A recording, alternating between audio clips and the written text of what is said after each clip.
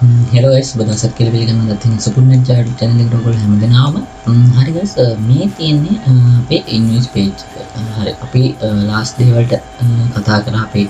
product එක buy කරන process එක. ඊට කලින් මම කතා කරා මේ invoice page එකේ design එක ගැන. හරි guys අද අපිට කතා කරන්න තියෙන්නේ මේ invoice page එකේ මෙන්න මේ programming part එක. කියන්නේ මෙන්න මෙතනද කොහොමද මේ unique කරන name එක invoice කරන්න කාටද unique name එක id එක total එක ඒ වගේ දේවල් අපි කොහොමද unique විදිහට අපි database එකෙන් ගන්න කියන එක හරි මේකෙදි guys මෙන්න මේ තියෙන්නේ ඕගොල්ලෝගේ invoice.php එකේ coding එක හරි මේකෙදි ගොඩාක් ලොකු දෙයක් කතා කරන්නේ මේ invoice එකේදී database එකෙන් select කරලා අරගන්න එක තමයි කරන්න තියෙන්නේ මෙතෙන්දී පළවෙනිටම අපි set එකක් දාලා තියෙනවා if එකක් අපි database එකේ sorry page එකේ අපේ කෙනෙක් ඉන්නවද කියලා බලන්න user කෙනෙක් ඊට පස්සේ පළවෙනිම programming part එක තමයි අපි මෙතන තියෙන්නේ අපිට first name එක last name එක ගන්න එක ඒකෙදි database එකෙන් අපි search එකක් අරගෙන ඒකෙදි user ගේ first name last name address line number line 2 එක අරගෙන තියෙනවා ඊට පස්සේ invoice එකෙන් order id එක අරගෙන තියෙනවා ඊට පස්සේ guys මෙතෙන්දි ගිහම මෙතන තියෙන පොඩි part එකක් අපිට මෙතෙන්දි මෙන්න මේ invoice data එක ඊට පස්සේ product id එක සහ title එක product එක data එකෙන් price එක quantity එක සහ total එක දාලා තියෙනවා ඊට පස්සේ මෙතෙන්දි අපි අරගෙන තියෙනවා product එකේ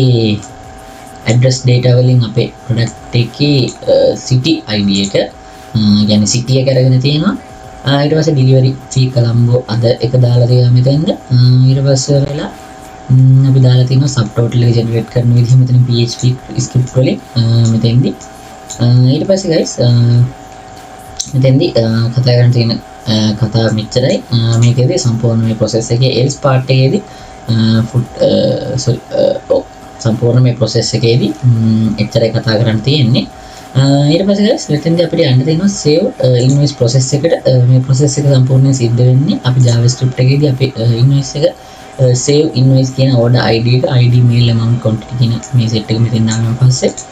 අපි ඒ ටික form data එකකින් append එකකින් යවනවා අපේ save invoice process එකට හරි ඊට පස්සේ guys මෙතෙන්දී save invoice process එකේ coding එක මේ තියෙන්නේ coding එක ඔයගොල්ලන්ට බලන්න පුළුවන් අපි අර get post method එකේ මෙතෙන්දී අපි වන්නේ post method එකෙන් එවන data ටික මෙතනින් අරගෙන අපි ඒ ටික database එකෙන් search කරගන්නවා අපේ product id එක ඊට පස්සේ iod එකක් දාලා අපි අපේ යවනවා අපේ product එකේ quantity එකට ඊට පස්සේ වල quantity id කරගන්නේ අපේ දැන් තියෙන quantity එක කියන්නේ product එකේ දැන් තියෙන quantity එක ඔයගොල්ලොන්ට මෙතෙන්දී අපි මෙතෙන්දී එකක් process කරපුවාම database එකේ තියෙන quantity එකක් අඩු වෙන්න ඕනේ ඒ කියන්නේ item එක sell වුණාන් පස්සේ